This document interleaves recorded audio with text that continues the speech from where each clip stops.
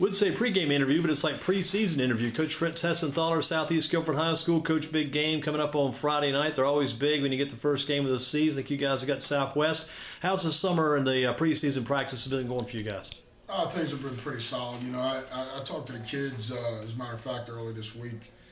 We had a good winter. We had a good spring, had a very solid summer, and had a pretty good preseason. But now it's game time. So, all that stuff was great, but now it's, you have a possibility to lose or win this week. What about the fact you guys had a pretty good core of kids coming back, right? Yeah, I believe we had 7 sophomore starters last year, so obviously they're juniors now, and had quite a few. We have a great group of seniors. I'd say 7 or 8 of those kids are starting. So, we've got some for the first time in a while. We've got some age on us and have some experience, I guess you'd say. I picked up a copy of that NC Preps yearbook that they produced, and it has all the teams listed and has some of the players.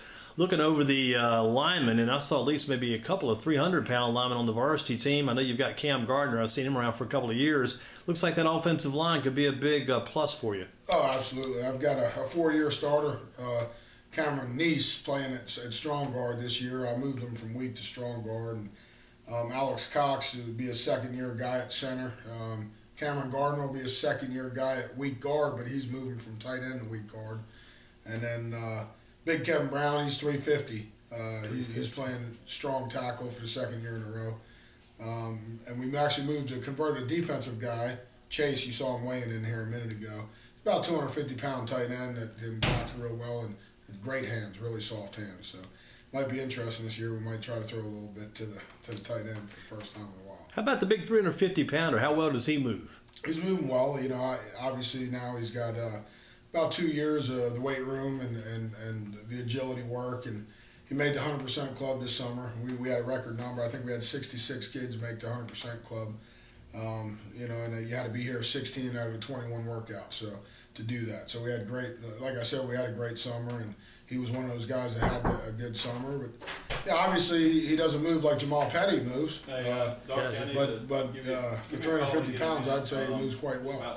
That's pretty good. A guy like Jamal Petty, to have him back is a big plus for you. You think about what he did last year, what he produced yardage-wise, touchdown-wise, had a big year.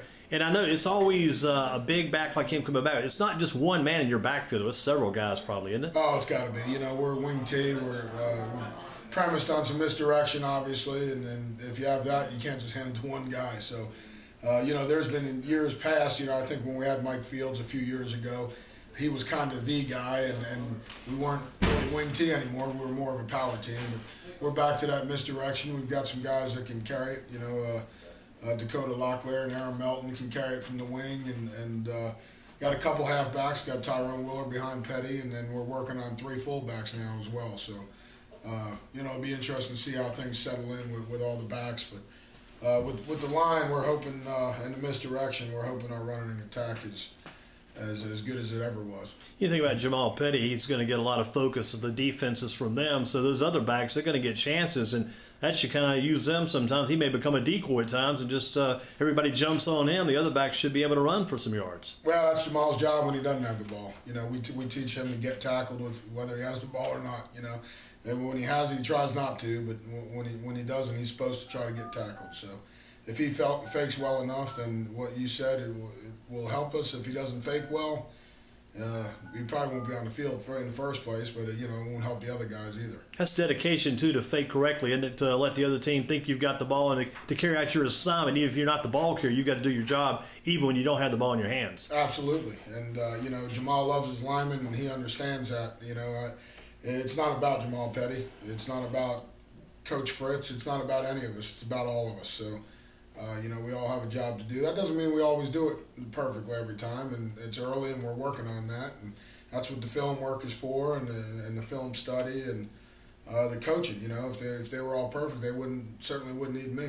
Tell you one thing, you must have done something right. The word must be getting right about this wing tee. Dudley used the wing tee some last year, and Grimsley, I think, has gone to the wing tee this year. So the wing tee must be seeing a resurgence in that offense. Well, Smith used it as well last year. On the JV certainly, and.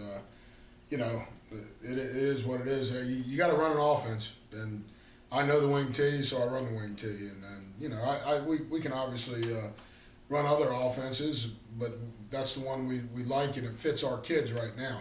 That works pretty good, too, because teams like Northwest, Northeast use a triple option. That fits their kids, and you guys use the wing T and Dudley picking up Smith and Grimm's, the others. You got to go with what the personnel can adapt to, probably. Exactly. You know, I mean, if we get a 6'5" drop back passer in, well, that's what we'll do. But it hasn't happened here in the 10 years I've been here.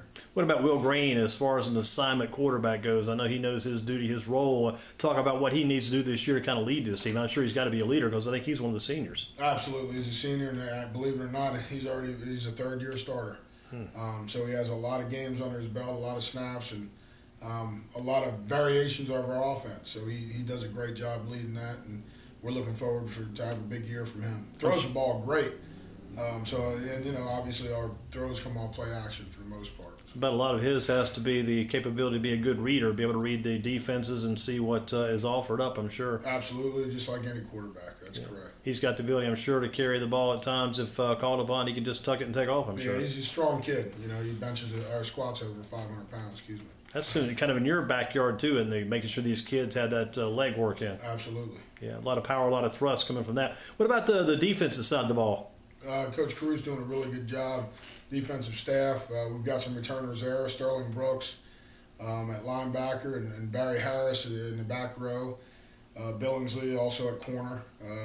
Got some young defensive linemen that are really looking good, working hard.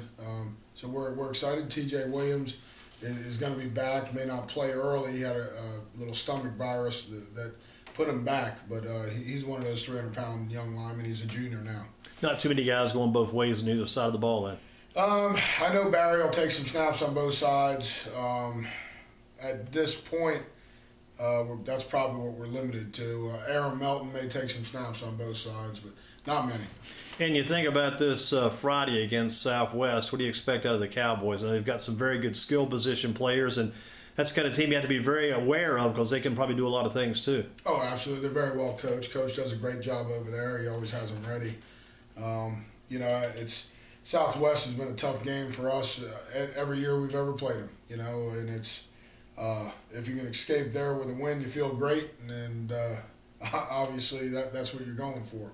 It doesn't matter if it's 1 point or 15. We're trying to play a very good football team tight and get a win on Friday. It's probably a good thing, too. You're playing them this early in the season, maybe in August. I remember a couple of years you played them around Labor Day weekend. That seemed to be the massacre time. They would sneak up and kind of chop you off on those Labor Day meetings the Friday before Labor Day, Monday over the years. What about the season as a whole? What are the goals going in? I know you've got some things probably lined up with these kids. You've talked to them about what you expect out of them and what they should be shooting for this year. Right. Well, we break things down in increments and in segments. So, you know, we talked about winter workouts in spring and then summer and then preseason football. And now we're going into the non-conference season. And you got to take that, you know, game by game, obviously, and literally play by play. And before the game, it's day by day. So we try to break things down in very small parts so the kids can have a real good focus on what's in front of them. But right now we're simply focused on Friday night. Well, right now I guess it's a one-game season. You got to go 1-0. That's what the goal is right now. Absolutely. Coach, thanks for taking time to be with us. I know you've been busy with all the paperwork, making sure all the I's are dotted, the T's are crossed, all those things, all the companies that represent all the different kids' personalities and families have all been covered. But keep up the good work. I know you're busy. Thanks for taking time to talk to us. We'll see you down the road. Thank you. I appreciate it.